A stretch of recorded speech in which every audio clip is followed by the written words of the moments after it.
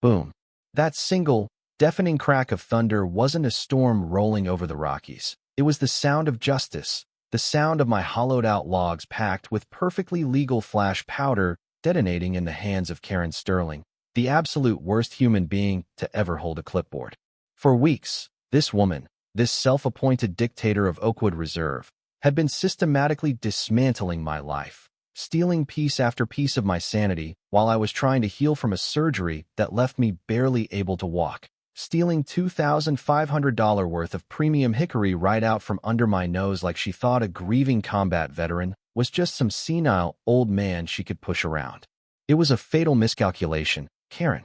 So, I did what any retired demolition specialist with too much time and a broken heart would do. I replaced my fuel source with hollow logs rigged with motion-sensitive flash charges, creating a trap where one greedy grab results in one blinding explosion and a very public announcement of her criminality to the entire subdivision. But that boom, that beautiful, window-rattling boom, was just the opening salvo in a war I didn't start, but was absolutely going to finish, because what I uncovered about Karen over the next 6 weeks wasn't just petty theft. It was the tip of a terrifying iceberg involving embezzled funds, a desperate gambling addiction, and some very dangerous men who don't ask nicely for their money.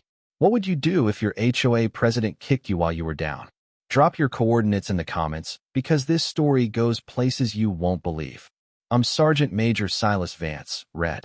52, formerly of the Army Corps of Engineers, 23 years spent defusing things that go boom in sandy places, and 8 months ago, I moved to Oakwood Reserve, a sleepy little slice of Montana heaven where the biggest drama is usually whose sprinkler system is spraying the sidewalk. I bought the corner lot on Elm Street specifically for Clara. The air up here is thin and crisp, smelling of pine resin and second chances, and we spent hours sketching out her dream garden and my woodshop, planning a future that ran out of time way too fast when pancreatic cancer took her 3 months before we could even break ground. I built the workshop anyway. The smell of fresh sawdust mixing with the phantom scent of her vanilla perfume became the only therapy that worked. The rhythmic screaming of my table saw the only thing loud enough to drown out the silence she left behind. Oakwood Reserve seemed perfect, 47 homes filled with people who waved with all 5 fingers, governed by an HOA with rules that made sense, until Karen Sterling got elected president, and common sense packed its bags and left town. Picture every suburban nightmare you've ever had. Give her a real estate license, a platinum Range Rover she washes more than her own soul, and the empathy of a starving shark. She lives in the McMansion at the end of Willow Cul-de-sac, dragging her husband Richard, a pharmaceutical rep with the personality of beige wallpaper, around like a fashion accessory. Karen's signature move was clicking her acrylic nails against her clipboard while explaining violations with this condescending, sickeningly sweet voice, like she was explaining quantum physics to a toddler. The war began in October when I ordered 6 cords of seasoned hickory for the winter, stacking it in my backyard with military precision, adhering to every single setback requirement in the covenant because I needed that heat for the workshop, needed the crackle of the fire that Clara loved so much while I worked on the furniture she designed but never got to see.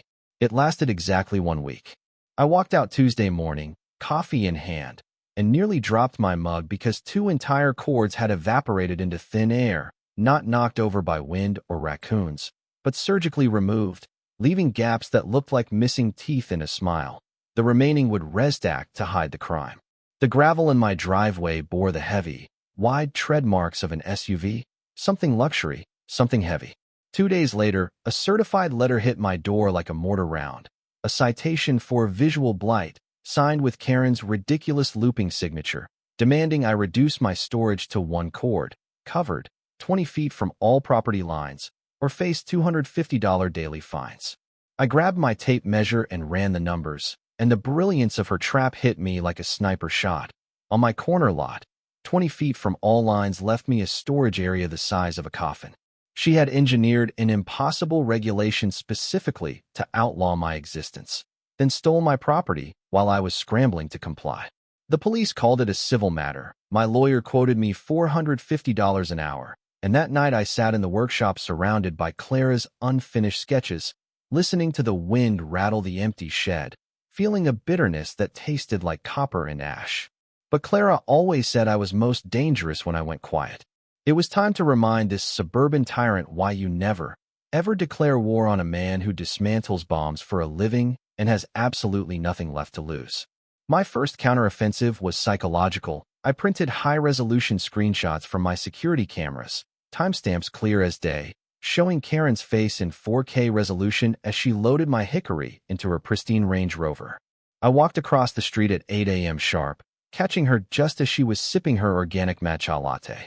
"Good morning, Karen," I said, holding up the photos with that calm, detached smile that used to terrify new recruits. "Lovely morning to discuss grand larceny, don't you think?" Her face went through a spectrum of colors that aren't found in nature, fear sweating through her expensive foundation as I spread the photos on her patio table like a winning poker hand. "That's your car. That's my wood. That's you committing a felony while I was recovering from surgery." Through her garage window, I could see my missing wheelbarrow sitting there like a trophy. "This is harassment," she stammered, but the command was gone from her voice, replaced by the shaky vibrato of a bully who just got punched in the nose. "Return my property within 24 hours, pay for what you stole, and drop the citation, or these photos go to the police," I offered, giving her an out she didn't deserve. Her eyes narrowed, the panic hardening into something ugly. "You have 48 hours to remove those illegal cameras, or I'm filing a restraining order for stalking," she hissed, slamming the door hard enough to shake the frame. By noon, a formal complaint was in my mailbox accusing me of resident intimidation, but my reconnaissance had already paid off because Facebook Marketplace is a goldmine for catching idiots. There it was, premium season hickory, $10 a bundle, posted from her personal account, the photos clearly showing the purple spray paint I used to mark my logs, a system Clara invented. She wasn't just a thief, she was a sloppy one. That evening, Mike Kowalski, an electrician who looks like he wrestles bears for fun, knocked on my door looking like he'd seen a ghost. "Silas, we need to talk about the wood, and about Karen." Mike's confession broke the dam. This wasn't a feud, it was a predation. While his family was at Disney World, Karen did an inspection and his patio furniture vanished. Mrs. Higgins, the sweet 70-year-old widow 3 doors down, lost her vintage German garden gnomes because Karen claimed they violated aesthetic standards, only for Mrs. Higgins to find them missing the next day. The tactical picture was becoming clear. Karen was running a theft ring using the HOA as camouflage, targeting vulnerable residents, creating chaos, and looting the wreckage. I asked Mike, "How many?" He looked at the ground, fists clenching. "At least 6 families, Silas. Tools, decorations, furniture, always when people are away or sick." I called Arthur Pendleton, a retired judge who lived in the Tudor house with the immaculate roses, and we turned his dining room into a war room. We laid out the evidence, photos, timestamps, the marketplace listings, and the pattern emerged with military clarity. Identify target, manufacture violation, exploit access, profit. Arthur adjusted his glasses, looking at the file. "She's weaponized bureaucracy, Silas. She's created a system where fighting back makes you the aggressor." But studying the enemy triggered that old professional instinct, the cold calculation I used to feel when staring at a tangle of wires connected to a pound of C4. Every bomber has a signature, a weakness, a pattern that can be turned against them. Karen Sterling was about to learn that some veterans don't just fade away. We plan, we prepare, and we execute with extreme prejudice. The skirmish was over. The war had just begun. My second strike was an information dominance campaign that would have made the CIA blush. Saturday morning, I compiled an evidence dossier thick enough to stop a bullet, photos, financial spreadsheets of her sales, and a map of the neighborhood marking every theft, and hand-delivered copies to every single resident. Watching their faces morph from confusion to white-hot rage as they recognized their own stolen property in Karen's online listings. Then I went nuclear on the digital front, posting the security footage to the neighborhood Facebook group with the caption, "Anyone recognize these midnight movers?" The comments section exploded like a cluster bomb. Sarah Jenkins identified her solar lights in the background of Karen's garage.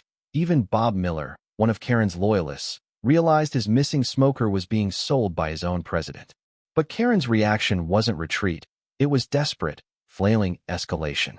Monday brought an emergency board meeting where she tried to paint me as an unhinged, violent veteran, standing there in the community center with crocodile tears, claiming I was stalking her and that my PTSD made me a danger to the community.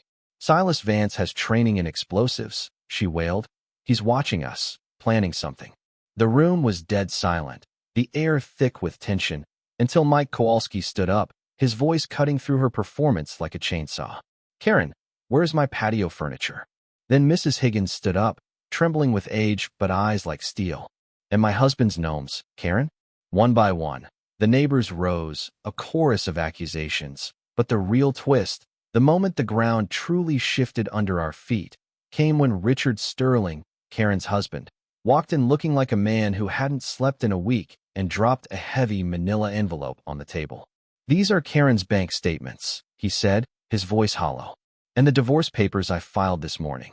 The contents spilled out: casino receipts, debts to loan sharks, betting slips. Karen wasn't stealing for greed. She was feeding a $200,000 gambling addiction that was spiraling out of control.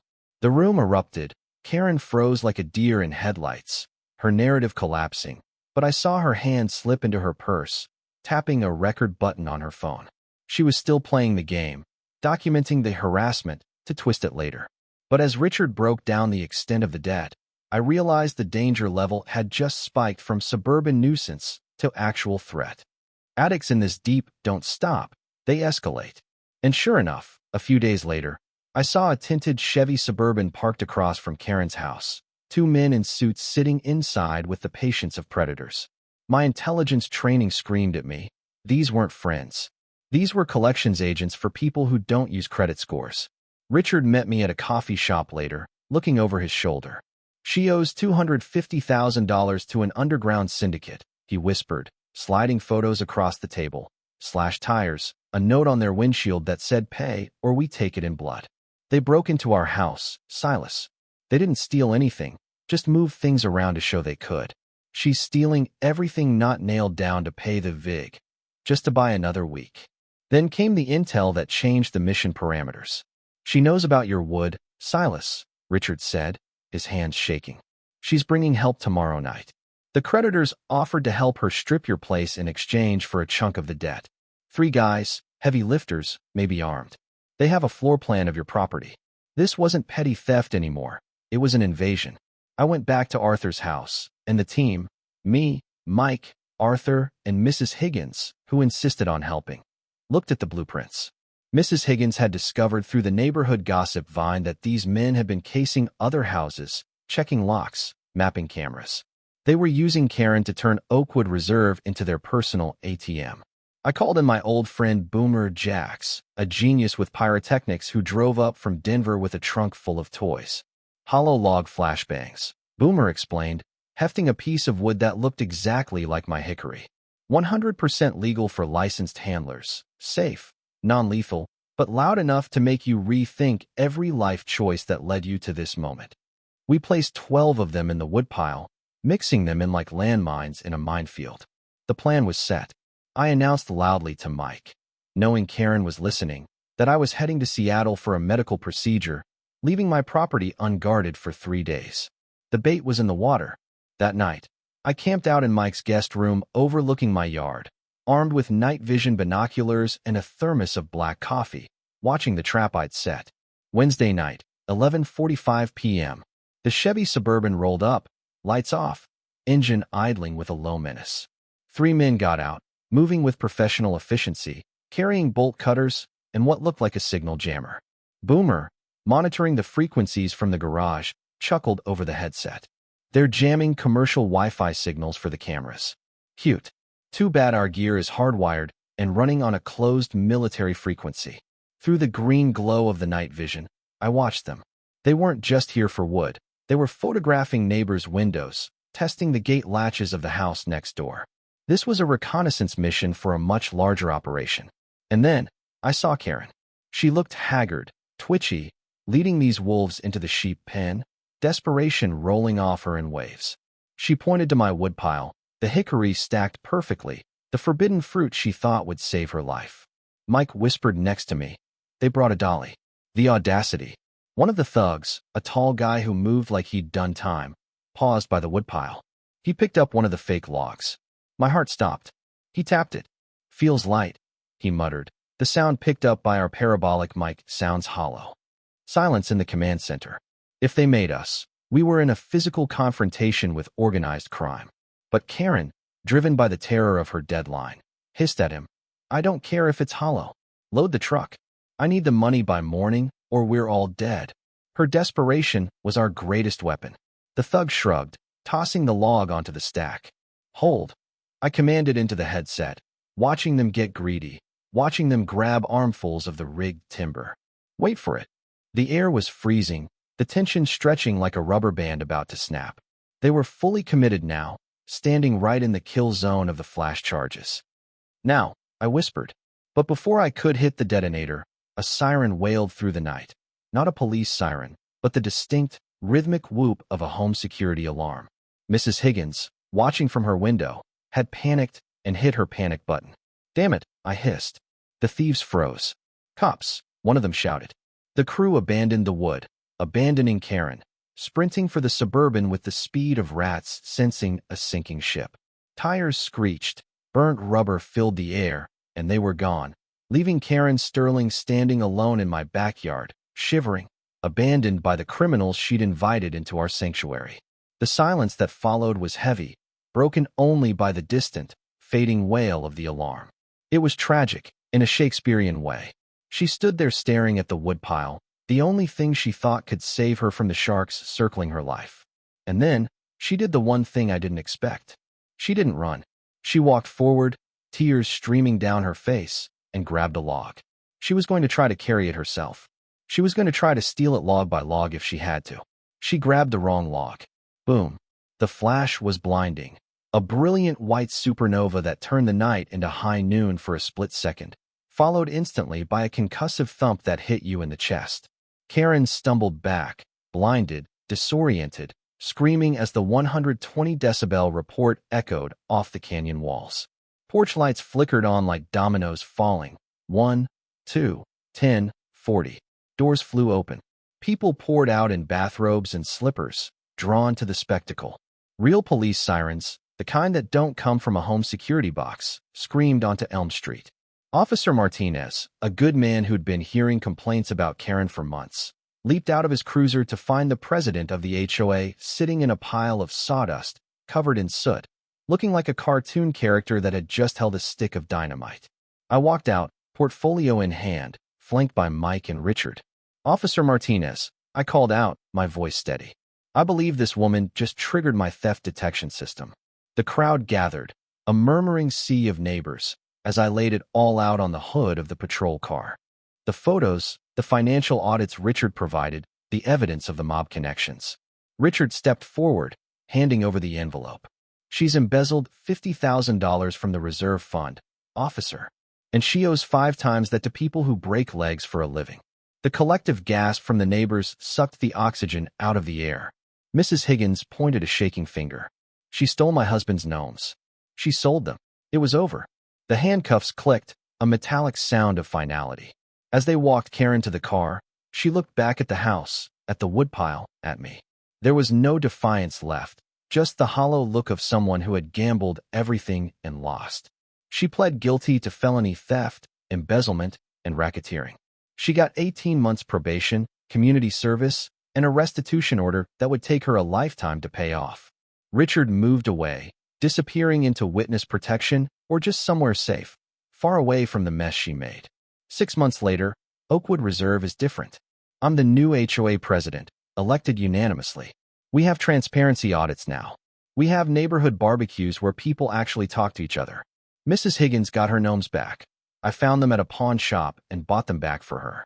And the irony? Karen's community service involves maintaining the community garden, the one we dedicated to Clara. Every Saturday, I watch her from my window, weeding the flower beds around Clara's memorial plaque, forced to nurture the very community she tried to parasitize.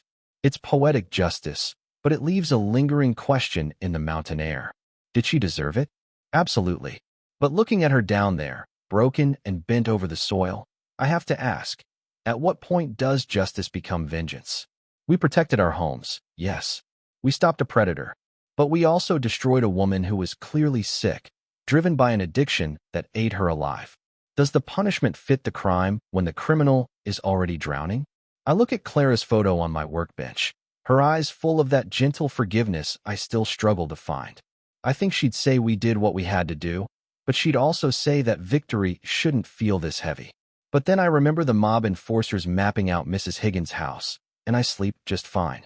If you've ever dealt with a tyrant in a tracksuit or a neighbor from hell, hit that subscribe button, because Clara's legacy is about protecting the sanctuary of home, and we're just getting started. And seriously, drop a comment below. Was I too hard on her, or did Karen get exactly what she ordered? Stay safe, stay vigilant, and keep your powder dry.